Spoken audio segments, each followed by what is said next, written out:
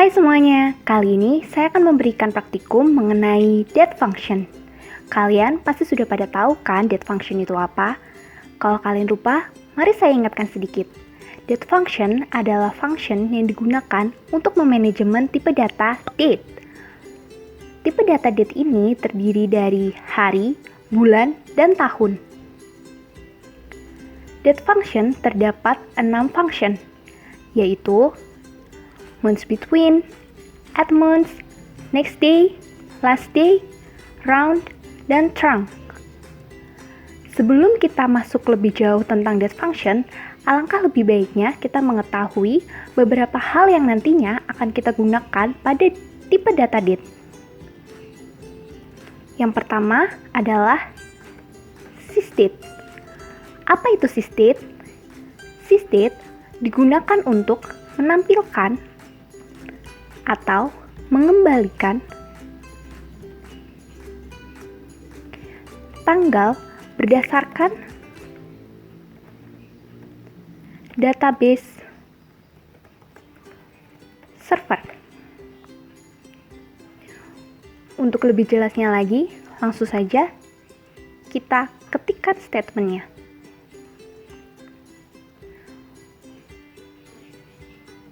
Untuk menampilkan data, jangan lupa untuk selalu menggunakan select. Select sysdate from dual. Kenapa di sini saya menggunakan from dual? Karena kita akan menampilkan data yang tidak ada di dalam skema HR, sehingga kita menggunakan tabel dummy. Maka dari itu, saya menggunakan from dual. Lalu, kita klik run.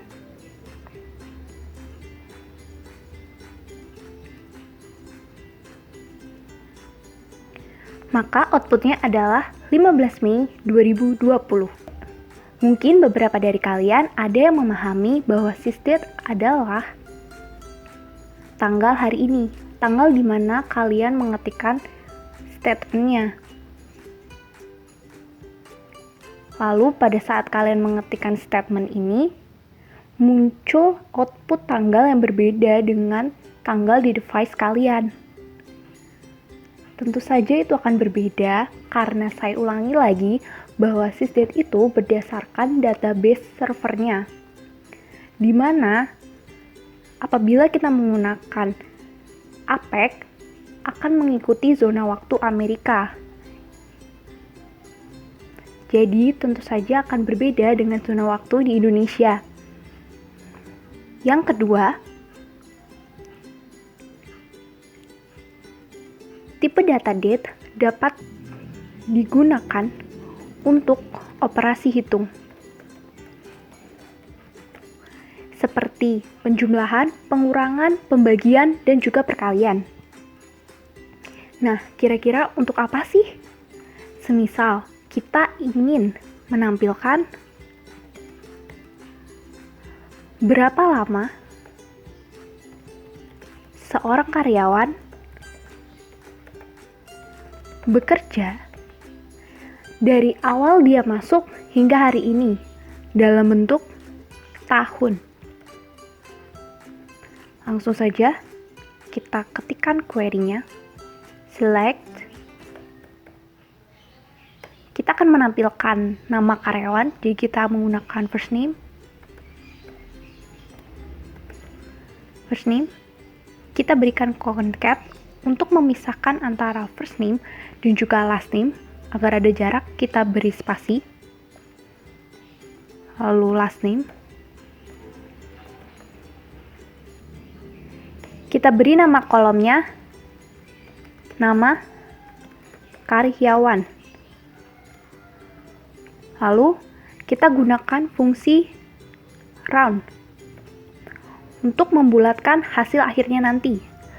Karena kita akan mencari tahu lama bekerja seorang karyawan dari pertama kali dia masuk hingga hari ini, maka kita gunakan sysdate dikurangi hire date. dibagi 365 hari, karena kita akan mengetahuinya dalam tahun. Kita beri concat tahun. Lalu kita beri nama kolomnya lama bekerja.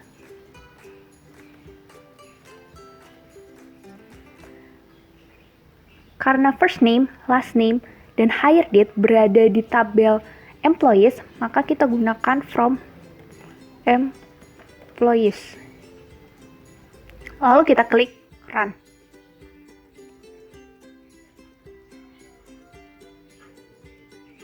Dari statement yang sudah kita ketikkan sebelumnya, maka kita dapat mendapatkan informasi bahwa Stephen King bekerja selama 33 tahun. Nina Kochar bekerja selama 31 tahun, dan seterusnya. Setelah kita mengetahui beberapa hal yang bisa kita lakukan dengan tipe data date, sekarang kita langsung saja masuk ke date function.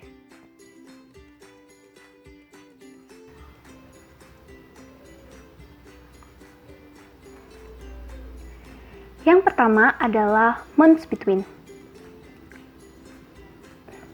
Months between ini digunakan untuk mengetahui berapa bulan di antara kondisi 1 dan kondisi 2.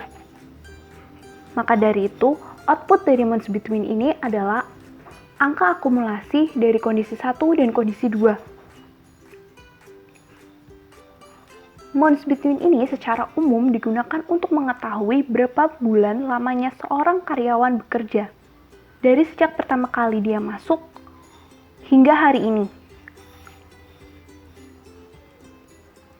Langsung saja kita praktekkan. Pertama, select. Kita akan menampilkan nama karyawan, first name. Beri nama kolomnya nama karyawan.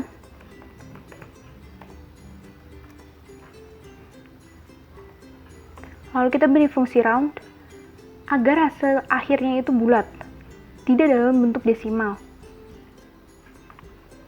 Round.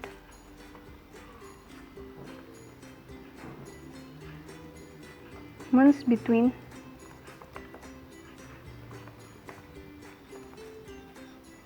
Kondisi satunya adalah sysdate, dan kondisi duanya adalah hire date.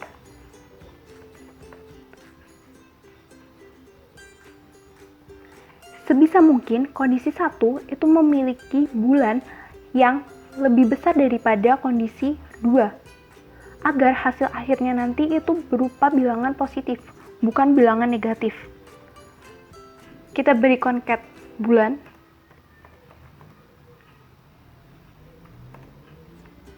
dan beri nama kolomnya lama bekerja. Karena first name dan hire date berada di tabel employees, maka kita gunakan from employees. Lalu langsung saja kita klik run.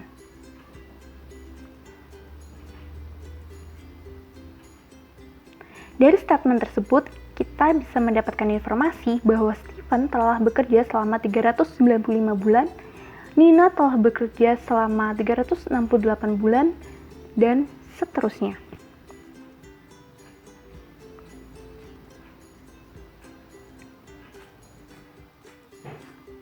Function yang kedua adalah add months. Sesuai dengan kata depannya yaitu add, yang berarti menambahkan. Berarti add months ini digunakan untuk menambahkan bulan pada kondisi pertama. Semisal, bulan ini adalah bulan Mei. Apabila kita tambahkan 2 bulan, maka outputnya adalah bulan Juli. Karena 2 bulan setelah bulan Mei adalah bulan Juli. Secara realnya, add months ini digunakan untuk apa sih? Contohnya, manajer ingin mengevaluasi karyawan baru 10 bulan dari tanggal dia masuk.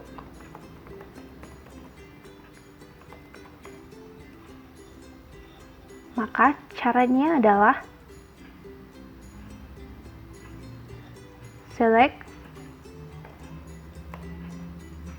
kita tampilkan nama karyawannya, first name, beri nama kolomnya nama karyawan, lalu kita beri function addMonth.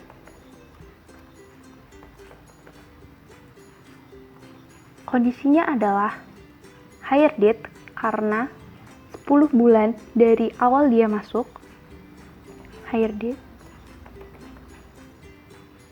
Kita akan mengetahui 10 bulan setelahnya, maka 10. Dan kita beri nama kolomnya tanggal evaluasi.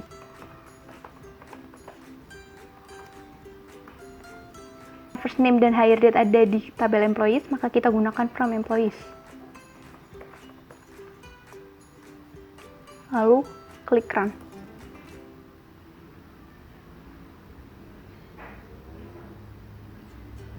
Dari sini, kita dapat mendapatkan informasi bahwa Stephen akan melakukan evaluasi pada tanggal 17 April 1988. Agar lebih jelasnya lagi, kita tambahkan hire date-nya saja.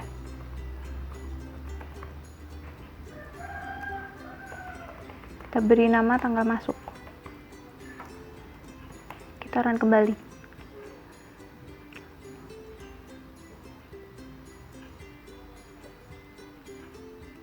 Nah, Stephen masuk pada tanggal 17 Juni 1987 dan dia akan melakukan evaluasi 10 bulan setelahnya, yaitu pada tanggal 17 April 1988.